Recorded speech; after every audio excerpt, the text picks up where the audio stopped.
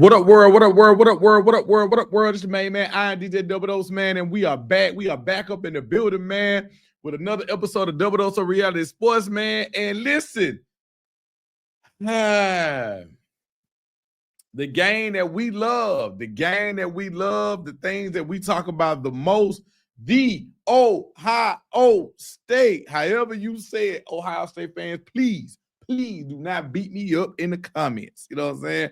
Before we get into all of that, man, thank you again for another episode of Double Dose of Reality Sports, man. Listen. In the summer, because we got a dead narrative right now that's coming out of SEC country. Before we even congratulate them, we got to deal with the people that's trying to talk about them and dog them out, and they just won a damn championship. So let's talk about it. Listen.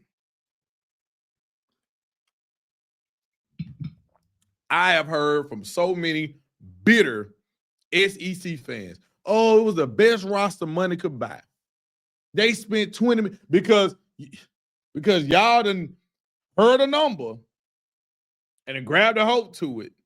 Oh, they spent $20 million in NIL money for their team. Name me 5 people they got out of transfer portal. Judkins, Will Howard, the lineman that left Alabama, who y'all claim was the problem, but clearly he went to Ohio State, had no issues. Caleb Downs, maybe this is why y'all mad. Your best player, Caleb Downs. Now, it might be 1 or 2 other people on the squad.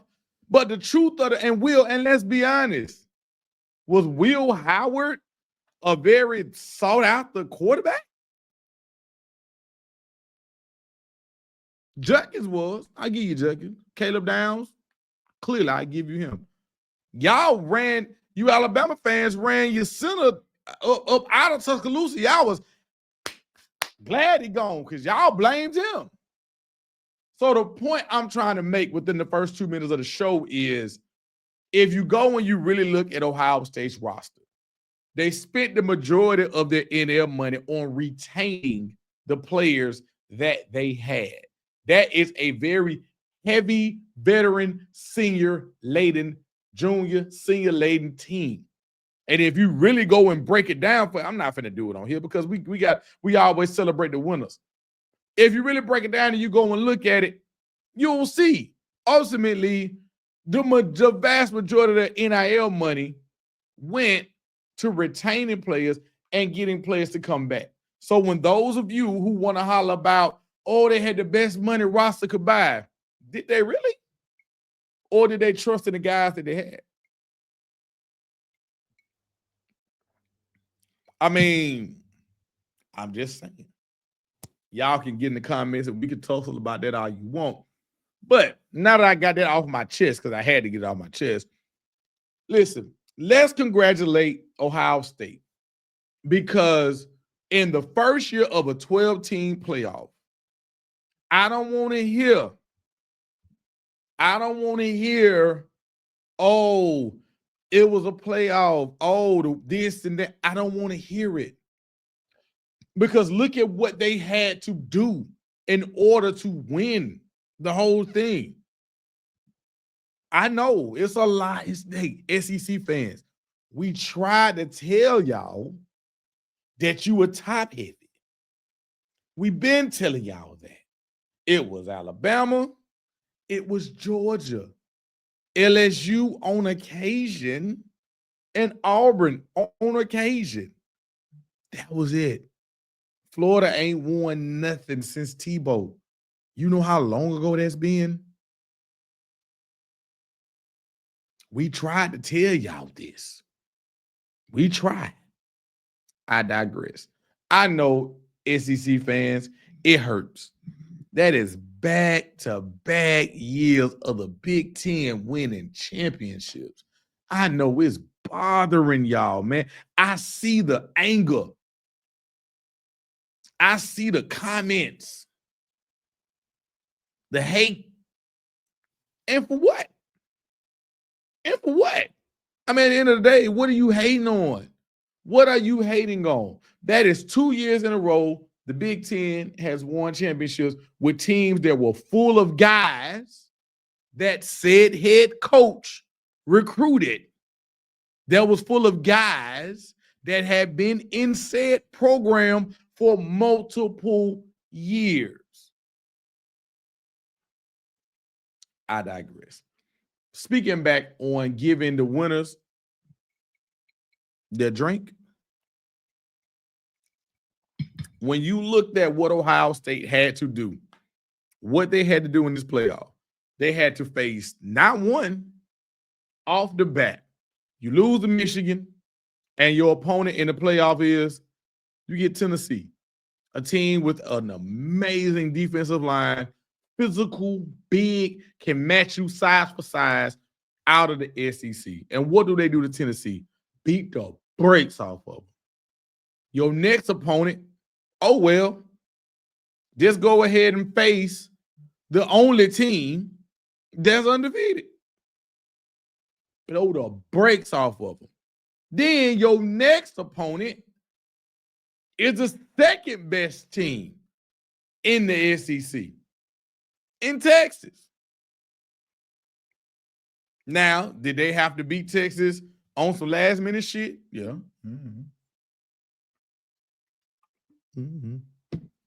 Texas had them on the ropes. They had to beat them on some last minute shit. But, so if you keep in track, that's not one, but two. So again, that's not one, but two SEC teams. Now I know all of y'all was semi-happy that Texas lost in a weird kind of way. I don't get that, but that's the story for another day. So that's it. And then in the championship game, they have to face Notre Dame, the team that beat another SEC team in Georgia. So I said all that to say Ohio State earned this. I don't want to hear no shit about they don't deserve this championship. Listen, the whole thing about the seeding, who gives a fuck? Who cares? These guys had to literally face the only team that was left in the nation. I want y'all to let that sink in. The only team that was left in the nation that was left undefeated, Oregon. The team that they lost to early on in the damn season. They had to face them again in the second round. And basically a home game for Oregon. I mean, you know, that's semantics, but you get it. Oregon, California, around top of each other. So don't come to me and say that they didn't earn this championship, because I don't want to hear it. I mean, that's just you hating at that point. I mean, because the truth be told, the road that they had to travel, they didn't have a bye. They had to face two SEC teams along the way, plus the only undefeated team in the nation. So hats off to the Ohio State. Goddamn, let's make some motherfucking noise for Ohio State, man. And listen, hey, and I'm proud of y'all, Ohio State, because you know why? My son, Rome, has become a fan of you guys. Don't ask me how. His mom is a Bama alum. I'm a diehard FSU fan. For the most part, his whole family on both sides of the ball, like Alabama. But again, thank you, EA. EA, if y'all want to sponsor the show, let me know. Thank you, EA, because through the game, he's got to learn Ohio State. And I'm glad that my son got at 10 years old, because once you lock in and you commit, Roman, I hope you see this, because you will. You watch the show from time to time. Once you commit, once you're in, you're in. So you got the first Peter championship, man. So, you know, before we close the book on everything, just understand that in this new playoff era that we're in right now, is taking the NFL model. And I don't like what I'm hearing from a lot of people who are upset Maybe because y'all don't watch the NFL, but if you watch both, then you know the NFL playoffs is not created equal. I mean, we've seen teams that were wild card teams make it to the Super Bowl. We've seen undefeated teams on record historic paces make it to the Super Bowl and lose. You know, we've seen that in the NFL. And what you're getting right now with this 12-team playoff is you're going to see that it's about getting hot at the right moment, having the right motivation, and handling your business. Because let's be honest, did anybody expect Notre Dame to beat Georgia? No.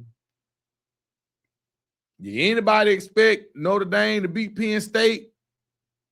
No. Did anybody expect Notre Dame to beat Ohio State? No. Well, what did they do? They went up against Ohio State and they competed. Now, in the first half, it looked bleak. It looked like it was a wrap, about to be another championship game blowout. So hats off to Marcus Freeman and Notre Dame for fighting back. But if you really are a fan of the sport, the fan of college football, embrace this. This is a new age. This is the dawn of a new age of college football. And we got to embrace it because this is what we got. And if it's what we got, I loved it. I mean, I hear people saying, oh, man, it was blowouts. It's blowouts in the NFL. Y'all watch the NCAA tournament and do your brackets every year? Do we get upset from time to time? Sure. But we get a lot of chalk in them first couple of rounds. It'd be a lot of chalk. It'd be a lot of teams that were supposed to win that actually win. So don't knock the first round like me and Tuck talked about last week. This was their first go at it, you know, and I just want to say, you know, as we close the books on this season, the one thing that I loved the most was we kind of killed, and y'all might fight me in the comments, and that's cool. It's okay. But so many people were worried about, would the playoff kill the regular season? Would it diminish what the regular season meant? I never thought that, not one bit. But a lot of people felt that way.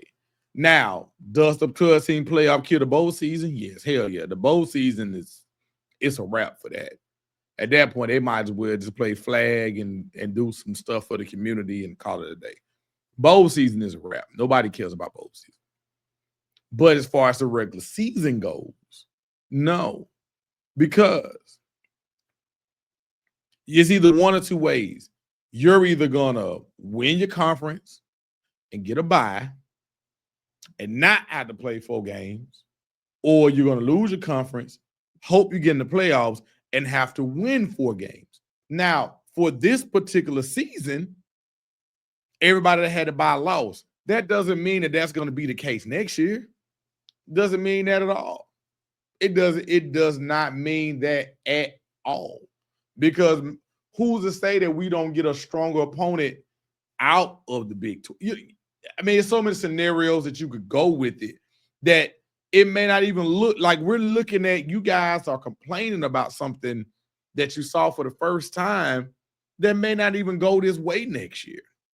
It might not. Did the SEC beat each other up? Yeah, they did. They've been doing that. That ain't nothing new. And you SEC fans, you can't have it both ways. You can't. You can't say we got the toughest conference in America, we're the best conference in America, but then get mad when y'all beat each other up. What the fuck you thought was gonna happen? What the fuck?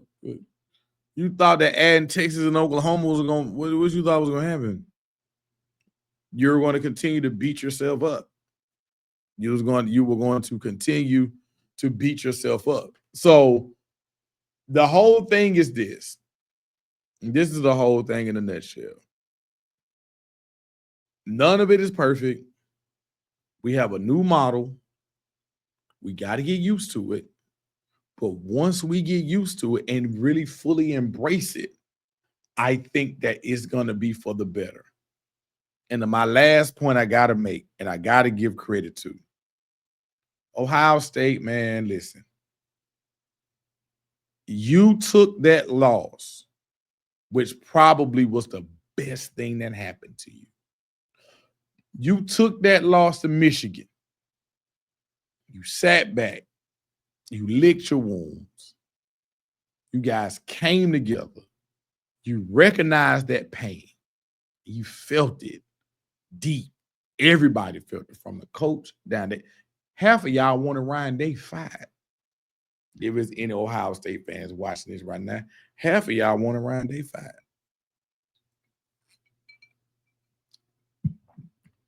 But with all of that, you came into the playoffs focused on one goal, and that was winning the championship. And you put the word on notice when you beat Tennessee ass. And you damn sure put the word on notice when you beat the brakes off Oregon.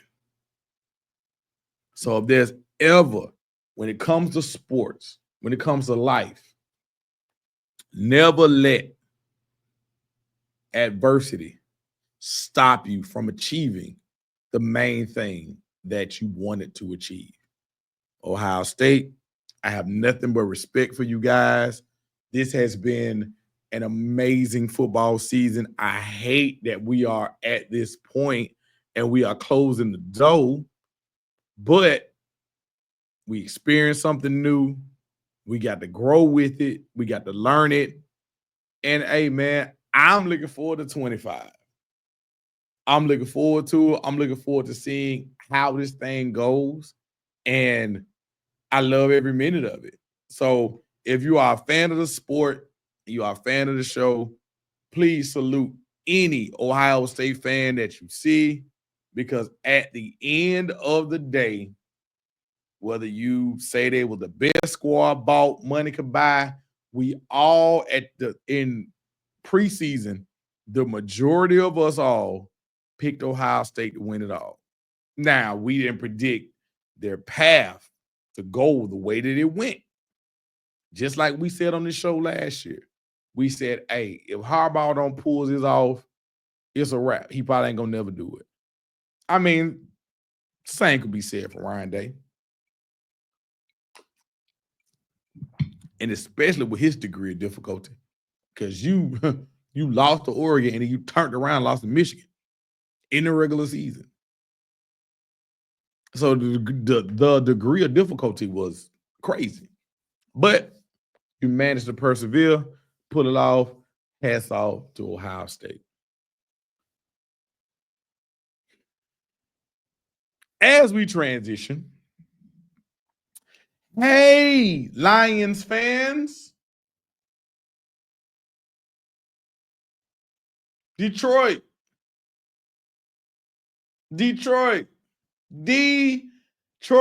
Lions. What the hell, man? What the hell? You did all of that scratching and clawing, Detroit Lions, to get the number 1 seed. All to let a rookie come into your house.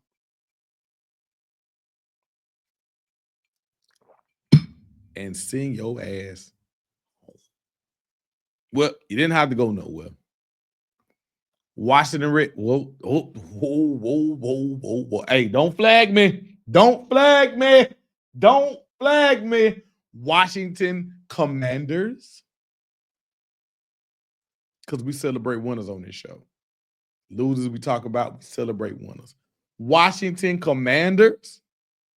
Kingsbury, whatever way you want to pronounce his name, with Jaden Daniels is a problem. Kingsbury, I hope you're not getting that itch. And I hope you are not feeling like you want to take a head coaching position, because you are doing magic with Jaden Daniels. I cannot wait till this weekend to see Washington and Philly play for the NFC title. Houston, we don't have to touch on it. Chiefs won again. Mahomes is Mahomes. Travis Kelce, old ass, shows up in the biggest moments. This is a good segue. Travis Kelce, old. I'm gonna say it 3 times. Shout out to Dr. Umar. Travis Kelce, old ass, showed up in the big moments. Houston Texans. Travis Kelce, old ass, showed up in the big moments. Mahomes, if there is nobody else he can depend. This is a good segue because y'all know where I'm going. Mahomes, let me look in the camera. Mahomes, if nothing else, he can depend on old ass Travis Kelce to make the catch just when his number is called.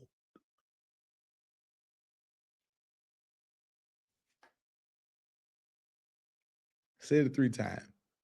Said it 3 times for a motherfucking reason. Hey, Baltimore Ravens. Is there a guarantee that you still win that game if Lamar doesn't turn the ball over twice and you go to overtime? No guarantee. Lamar, you have continued to get into these moments and not be Lamar. Everybody's scared of you. You have a cannon for an arm.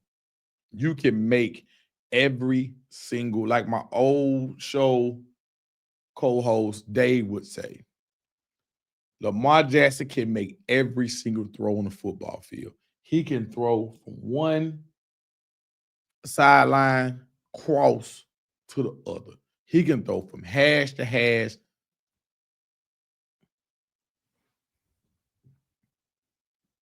However, Lamar, when you get into the playoffs, I don't know what it is, man. It's almost like you like an older golfer. You know, when you used to hear golfers say he got the yips, the yips, the yips. That's what you have in the playoffs. But what I'm not about to do on this show, and I made a post about it, I made a tweet about it. Those of you make sure. Hey, man, listen, there's a lot, and this is a good segue. There are a lot of people that watch this show that are not subscribed. Please make sure that if you are watching this show and you are enjoying the content, like and subscribe and tell a friend. It's free. It don't cost you nothing. All it costs you is a like. And you can tell a friend. Make sure you like and subscribe. The YouTube numbers is going crazy, but the vast majority of y'all that watch the show are not subscribers. So please do me a favor. Make sure that you like the show, subscribe, tell a friend to tell a friend. Okay, now that we got that out of the way. What I'm not going to sit on this show and do is put all the blame on Lamar Jackson. That's what I'm not going to do. At the end of the day, we all are fans. Whether you're media like me, whether you just whether you're casual, whether you watch it, however you watch the games, we're all just fans. None of us are out there catching a fucking brick, because that's basically what that football is. Catching a brick in snowy conditions. Catching a brick in snowy conditions. None of us that's watching this show are doing that. However,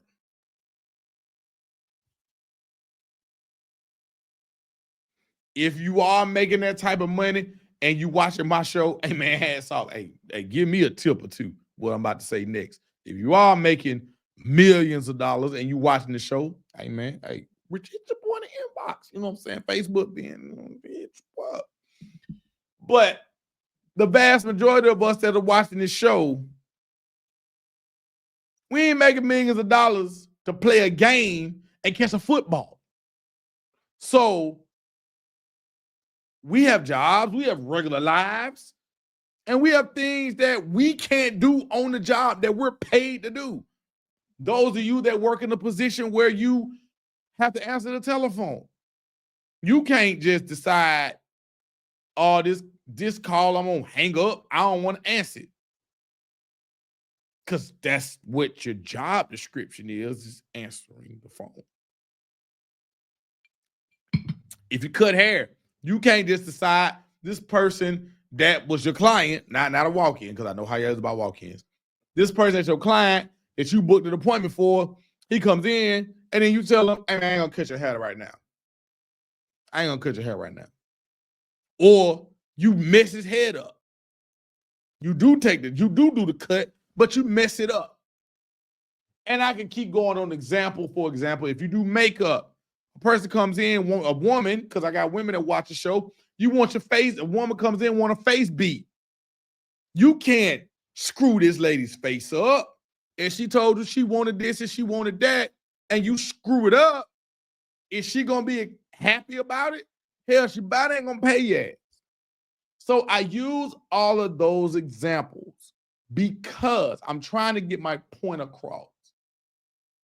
The people that are blaming Mark Andrews, I understand, because he gets paid millions of dollars to not only play a game, but to what? He's a tight end. What is the description of a tight end? They are to block and catch the fucking football, maintain possession of the fucking football. That's part of their job description. So we can sit around here and we can talk about Lamar and the fumble. We can talk about Lamar and the pick. Granted, noted. Hell, somebody who ain't even getting talked about is Henry with his drop. If he catches that ball running up the sideline full head of steam, he's probably going to score. Henry had a drop. But in football, who gets the most blame? They get the most credit when they win. They get the most credit when they lose. But in this instance, although Lamar had his share of mistakes too, hey, man, listen. Do not let this be a situation where y'all want to blame Lamar for this loss. This was a group project. They had multiple people that made mistakes. Lamar Jackson is the MVP of this league this year. Lamar Jackson is an amazing quarterback. Lamar Jackson is not a perfect quarterback. Name me one that is, because I can't tell you, because you can't. Well, other than Joe Montana in the Super Bowl. But he wasn't a perfect quarterback. He had a perfect record in the Super Bowl. You can't name me a perfect player. When teams lose, especially at this magnitude, the team loses. I've seen this thing floating around where they've shown where Baltimore has ran this play multiple times in 2-point conversion situations. And in each one of those highlights, Mark Andrews' ass was open.